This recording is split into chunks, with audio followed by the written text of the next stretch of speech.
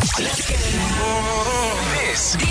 is the Fitzy and Whipper with Kate Ritchie podcast. I'm not sure if you know about this, Swifties, but there is a new 24/7 station dedicated to Taylor Swift. It's available now to stream via the Nova website and the Nova Player app. I've been on this non-stop. Because do you ever find when you put Taylor on yourself, you automatically gravitate towards the songs you want? Yeah. On this, they're picking the playlist for you. You're just enjoying someone else's curation. I love of that. Ms. Swift. Pick for me. I can't decide anything ever. I know it's Christmas. There's too many things to think about. It's a smorgasbord of Taylor Swift, and it's available now. Welcome to the EduKate podcast. We're back. I'm Kate, Jess, Lizzie. We're all here in the studio. We've been called in Lizzie. for an emergency episode. Kate, what's going on? I know, I zoomed in this morning. We couldn't not come in on our holidays because there's some big news announced overnight. Taylor Swift has been announced as Time's Person of the Year.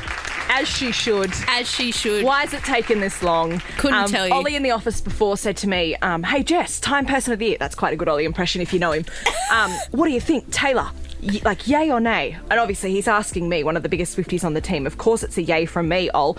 But I said, can you think of anyone that's had a bigger year than her? Because he said, does it have to be musicians or like actors or whatever? And I said, no, because Trump was Time Person of the Year. And Vladimir Putin was nominated for this year as well. Yeah, so oh, it's really? just, up against Taylor? It's Yeah. like who's had a big year, and she has had a huge year in terms of numbers. I'm pretty sure she's just ticked over to being a billionaire, as everyone on Twitter is saying, the first ethical billionaire, because she hasn't sort of stamped on people to get there, the first one to get there because of their art, that sort of thing. Yeah. So what's the feedback then? I mean, I know you're going to say that it was an excellent choice by Time magazine, but has there been anything floating around as far as this is ridiculous, or have people noted the fact not that I've seen. Yeah, okay, she may be a pop star, but she's a businesswoman and an icon. And yeah, exactly. I don't think you can discredit the year she's had because as it said in the Time article, and I'll go through a few bits and pieces that stood out to me, but if you speak to anyone this year, how many conversations have you had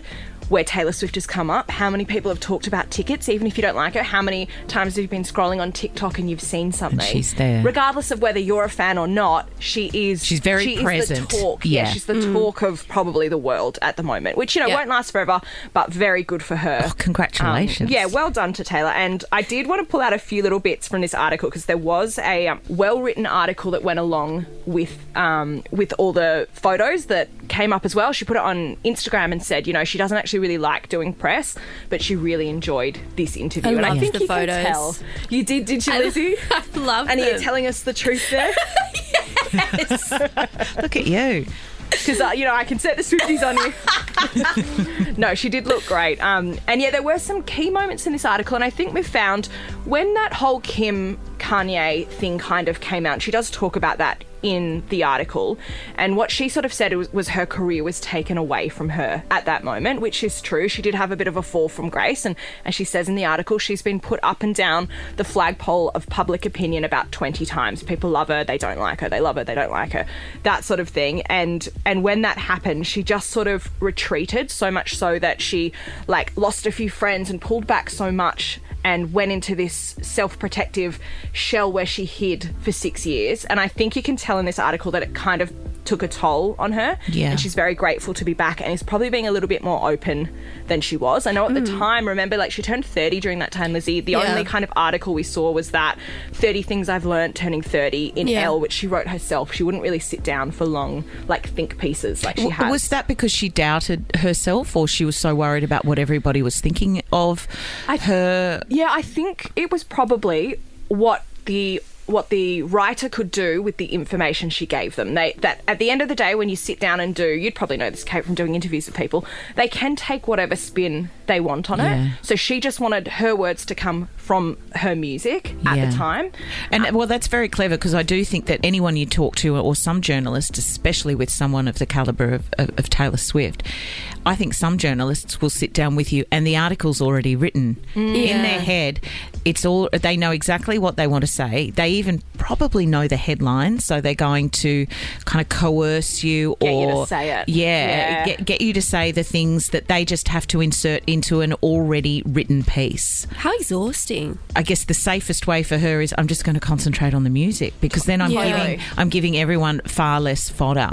Yeah. I liked this quote from her. This was talking about in the past. This is all about her touring now. Obviously, she's had the biggest tour. They reckon it's going to, or it has ticked over $1 billion, this tour. So it's the biggest tour of all time. It's up there with, the Michael Jacksons and all of those huge ones. So she said she used to tour like a frat guy, but for this tour, she knew that people had spent so much time and money getting tickets, and, there were only, say, 2 million tickets available and 40 million people wanted them, or however much it was. So she said every day I would run on the treadmill singing the entire set out loud, fast for fast songs, a jog or a walk for slow songs. And her gym, the Dog Pound Gym in New York, created a program for her, and she had 3 months of dance training. So she was like, I'm not showing up to this underprepared, because I know what a shit fight it was for people to get here to see me. So I'm putting on a show. I was wondering about that because I saw a TikTok of a professional athlete, and I can't remember his name, but he said he was like, for her to be doing a 3-hour show with pretty much no breaks, she's singing the whole time, she's dancing the whole time, or she's walking from, the biggest stage from one end to the other. And she's changing costumes and panicking. Yeah, he was like, she would have to be on such a strict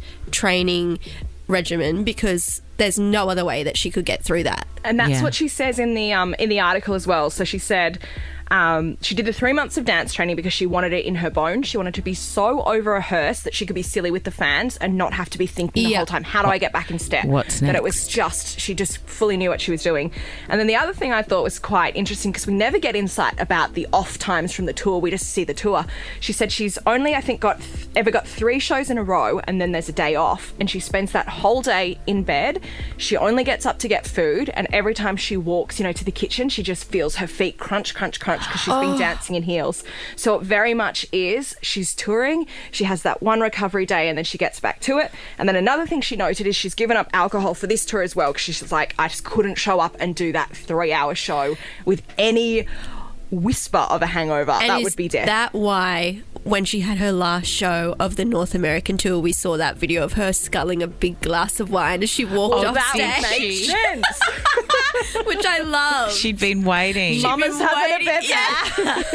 I like that she's saying these things, because let's be honest, there's been a lot of chat from people who are far less of a fan thinking, I can't believe people are trying to get the tickets. I can't believe they're spending so much. So I think it's important to get this information to those people who know that, what it feels like Taylor is kind of saying, for want of a better phrase, she's not taking the piss here. No. She is training like an athlete, and she's going to turn up and give 100% like every night, because she knows people are spending their hard-earned cash. It means something more than a ticket to them. Exactly. And can I throw a team member under the bus here?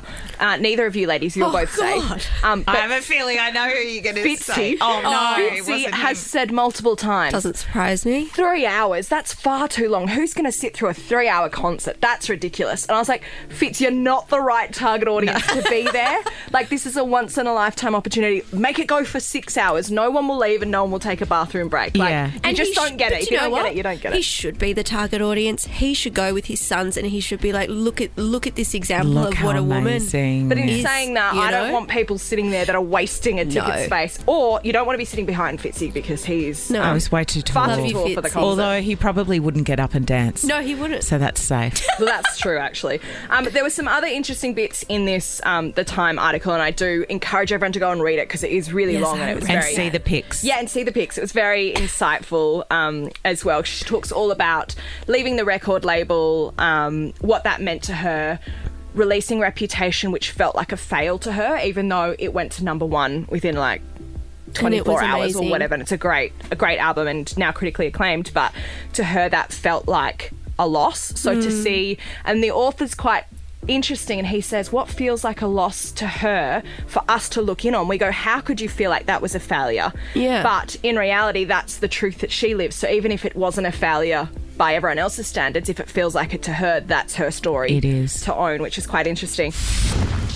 We also get a little bit more info on the Taylor Travis romance, which I thought was quite interesting because in the past, and we know that for 6 years she dated actor Joe Alwyn, and they didn't talk about their relationship at all. Whereas with Travis, they've been quite public. And I know we touched on this last ep, ladies, when we were saying like she's probably just changing gears because she's had enough of that quiet life. And I wanted to pull out this quote here because I thought it was quite interesting. She said, you know, for 6 years, life is short, have adventures. Me locking myself away in the house for a lot of the years, for 6 years, it's time I'll never get back. I'm more trusting now than I was 6 years ago. So she's come from a place where she realised that didn't work for her, probably in that relationship, probably for her mental health, which is why she's being so public now, because I know we were sort of questioning that.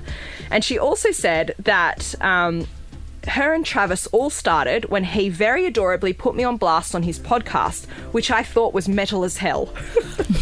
Which is just an awesome Metal quote. as hell. Metal as hell. She says, we started hanging out right after that. So keep in mind, this is back in July, not September or August like we thought. So we actually had a significant amount of time that no one knew, which I'm grateful for because we got to know each other. By the time I went to that first game, we were a couple. I think some people think that they saw our first date at that game. We would never be psychotic enough to hard launch a first date. The larger point here is that there's nothing to hide. I'm loving this. I know. And then she says, Finally, some more information. I know. We've all been waiting for it. I thought that surely that can't be right. She's not that mad. That's is why she? we were like, this is crazy and Yeah. unprecedented. She said, when you say a relationship is public, that means I'm going to go and see him do what he loves. We're showing up for each other. Other people are there and we just don't care. The opposite of that is that you have to go to an extreme amount of effort to make sure no one knows that you're seeing someone. But at the end of the day, we're just proud of each other. So I think that's a really nice comment. And I actually dug back through Travis's podcast, New Heights, that he does with his brother Jason, because at the time, we know he did that shout out on the podcast. He also then... Taylor's name popped up a few times after that. It was a little bit of a running joke because, you know, she'd reached out and he hadn't heard anything. In reality, they're already dating. The brother knows that. The brother's wife, Kylie, knows that. The only people that don't know it are us in the audience. So have a listen to this clip because this is about his moustache or moustache, Kate, if you would like to say it that way. I say moustache. Yeah, well, I'm glad you're on the team now. The glorious moustache of Travis Kelce. And his sister-in-law kind of giving him a bit of info on this. Kai, you think I should go stash or no stash? This is going to sound a little harsh, but I think you should do the mustache because if they'd swipe right at your worst, then they'll love you at your best. Oh, there you go. Nice. That's good thinking. That doesn't even hurt my feelings. That's just smart. Okay. Yeah. All right. Well, his Communicated profile upfront. at the time was... So I'll pull that down because the rest they talk about the brother. But they're saying he's to so Travis, hot. if Listen you've to that met voice. someone who has, and they know you with the moustache, then that's not a bad thing and you should sort of keep it there. Yeah. Which is interesting because they're already hanging out at this point. So they're not talking about Tinder like it sounds. They're actually talking about Taylor there, and we know that now because of this timeline. Yeah. The second thing here was now knowing that they were hanging out, I think there was a bye week for the game and the brother is asking him, you know, what did you do in that time? That sort of thing. Have a listen to him be as vague as humanly possible. What did I do? I can't remember. I don't think I did much. Did you go anywhere? I disappeared. I can't remember what I fucking did. I think I was up in New York. Have you found out what Taylor Swift thinks of your mustache? Yeah, we're not going to bring up Taylor Swift in this episode.